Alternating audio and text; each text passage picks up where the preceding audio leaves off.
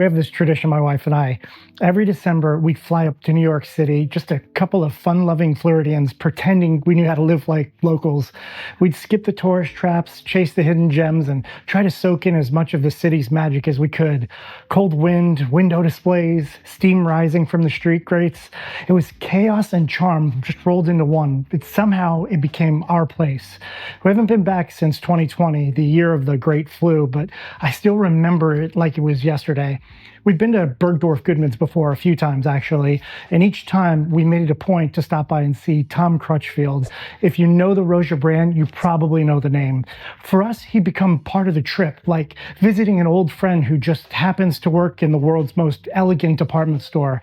Tom always had a story, and this time was no different. He started telling us about Sergei Diaghilev, the Russian art patron who wore so much Mitsuko that people said you could smell him before you saw him. That's the kind of character Roja Dove built a fragrance around.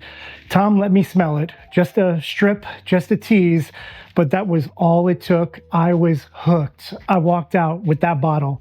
We spent the rest of the day gallivanting around the city, laughing, spending too much, eating street food one minute and walking into boutiques the next. Felt like we were in a movie, like we didn't have to be careful about time or money, just present, just us. That night, my wife had a reservation lined up at what might be the coolest place I've ever been, Beauty and Essex. And of course, she found it. She always does. Her superpower is sniffing out the best places wherever we go. I didn't know much about it, but when we walked through a pawn shop and someone opened up a hidden door, I knew we were in for something different. The place opened up into this two-story chandelier-lit restaurant with soaring ceilings and a kind of elegant warmth that made you feel both important and at home. But before we left the hotel, in all of the excitement, I did something I regret.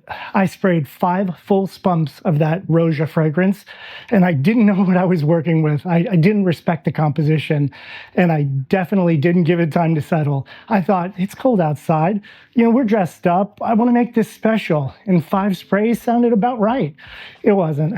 By the time we sat down, I felt like Pigpen from Charlie Brown, except for instead of dirt, I had a nuclear-grade fog of animalic, vintage-inspired perfumery hovering around me like a force field. People were glancing, not rudely, but curiously. My wife leaned over and said, very gently, "Honey, it's a little much." And she was right. But at that point, there was no turning back, no rinsing it off, no extra shower. I was wearing it like a tuxedo that you can't take off. And in that tightly packed room, elbow to elbow, I became acutely aware of just how potent a miscalculated spray count can be. Still, we had an amazing dinner. We laughed, we talked, and when we stepped back out into the night air, I remember thinking, this wasn't the fragrance's fault, it was mine. I treated something powerful like it was casual, but the memory, that stayed. It stayed through the rest of the night. It stayed through my post-dinner shower. It stayed through dry cleaning.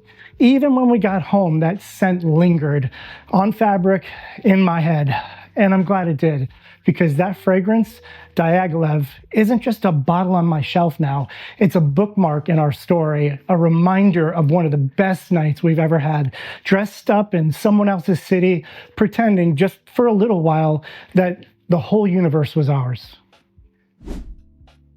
Okay, here's the first one, Elysium. So this one is just, this one's a good one. This one's one that I can actually wear in Florida and not kill people around me. Yeah, that one's really, really good. I don't have any words to describe it, but it is on the fresh side. And it is, you know, not challenging to wear in any way, shape, or form. Super, super pleasant. Absolute positive keeper for sure. This one, okay. So this one got me. This one was part of the hype and the advertisement. And when it came out, you know, it was one of those ones. Obviously, we weren't going to New York anymore, so I didn't have the opportunity to smell it. But I had to have it. So that being said, I bought it blind, sight unseen.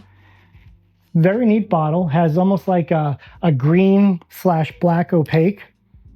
And this one is really good. It's masculine. It reminds me of the 80s, but in the best way possible. Is it something that I would have bought if it wasn't the Roja brand? Probably not. If I just walked up to a counter and smelled this, I would say, wow, that smells great. But would I say I'm going to invest money in it? No, not because it's not good. It's just, you know, again, with the lens that I'm viewing things now, it's just not something that I would have spent my money on. All right, here's the next one.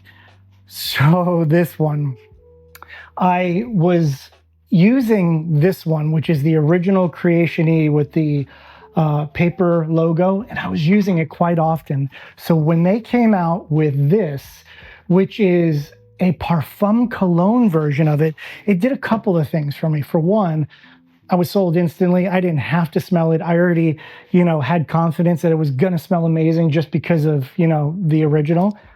And what this one did was it took all the things that I love about that one, and it gave me the opportunity to actually wear it in Florida.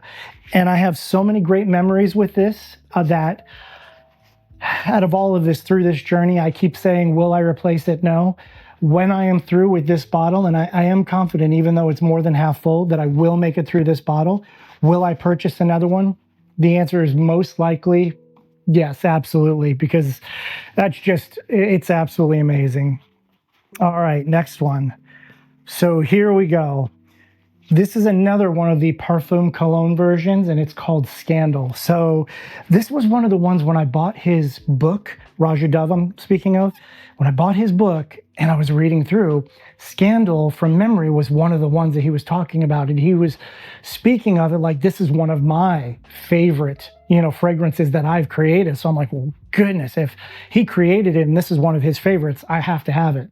So I had a small bit, like one of those long samples of the, you know, I call it the original, but the more powerful Parfum version. And I loved it.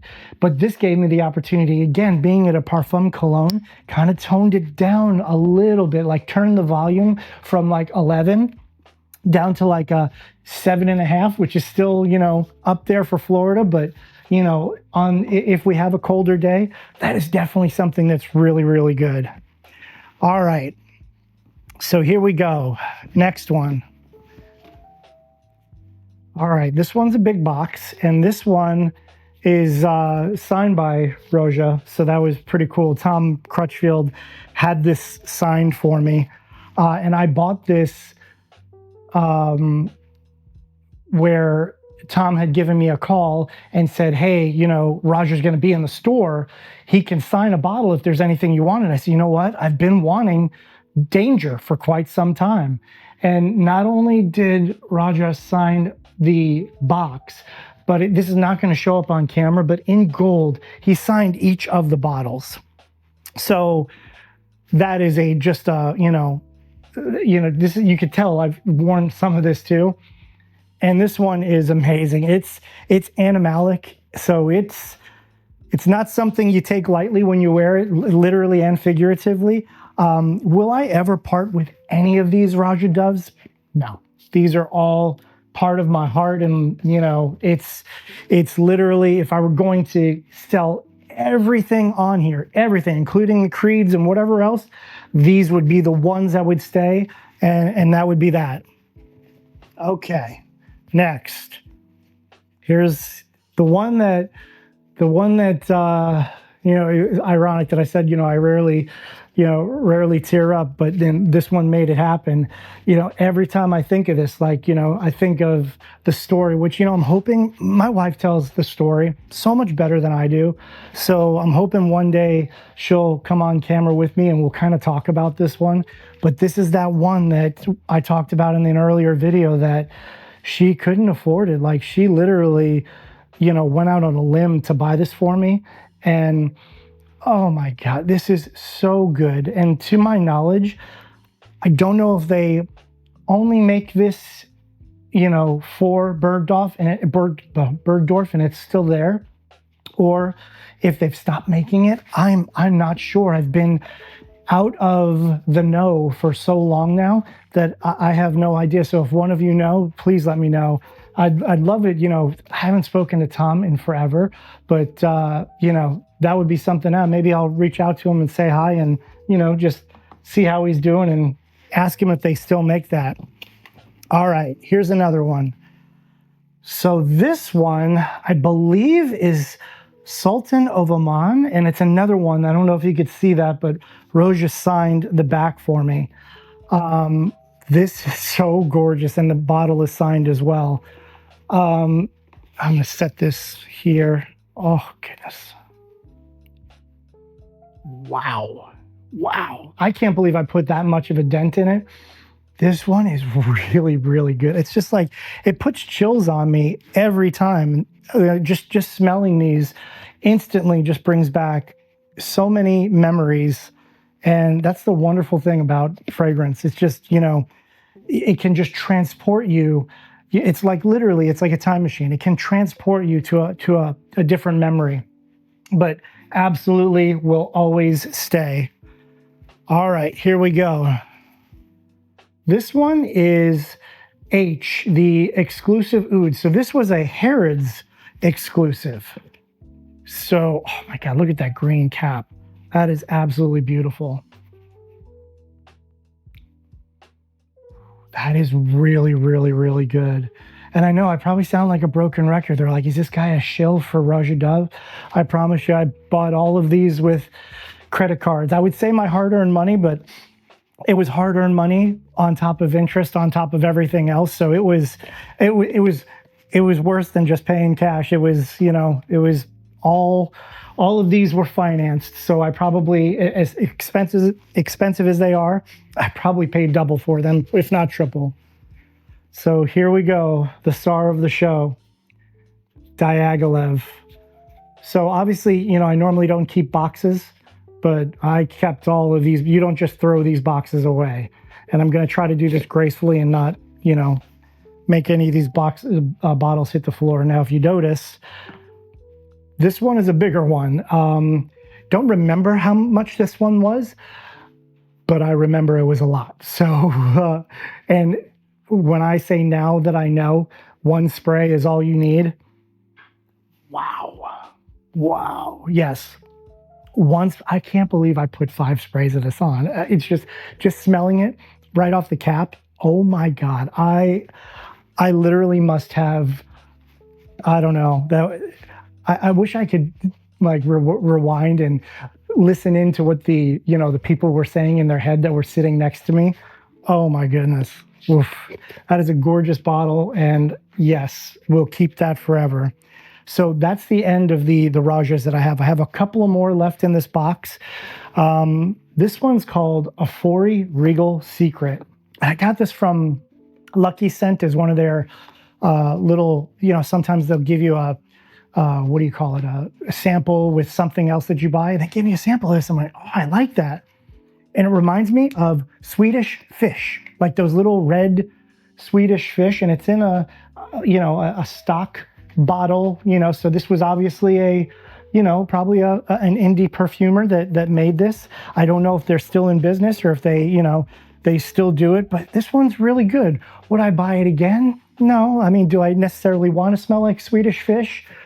Probably not. But, at that time when I was in that shopping mood, this was one of those ones that for some reason it spoke to me. All right. So this one is one of my wife's, and it is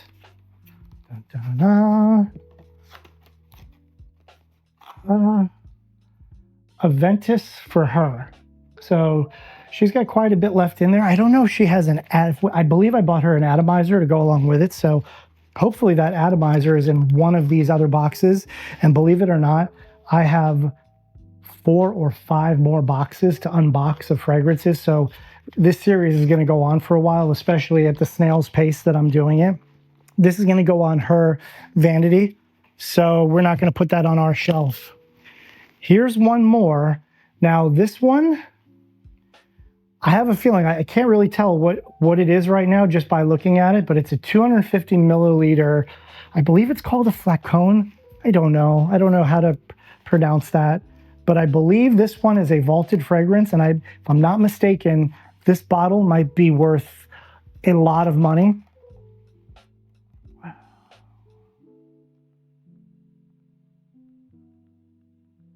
What is this one called?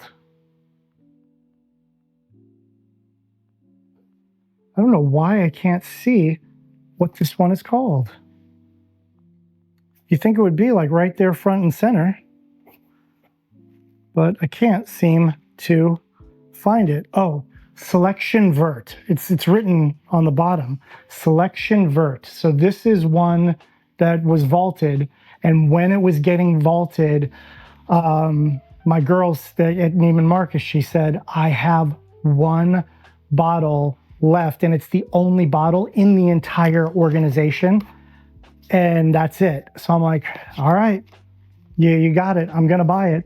I didn't even know what Selection Verte smells like, but I have it. It's full. I don't know what I'm going to do with it. If I'm just gonna sit there and, you know, let it look pretty or do whatever it's gonna do, or if one day, you know, I'll decide to let it go. It just scares me to sell something like this, because even if I put X amount of dollars of insurance on it, like I'd be a nervous wreck that this gets to where it's supposed to get without getting damaged. So, you know, it makes me wonder sometimes if it's like more of a headache than what it's worth. But that is the end of this box. So we're gonna hang it up right here, and we'll pick it up with a fresh new box and a new story on the next video.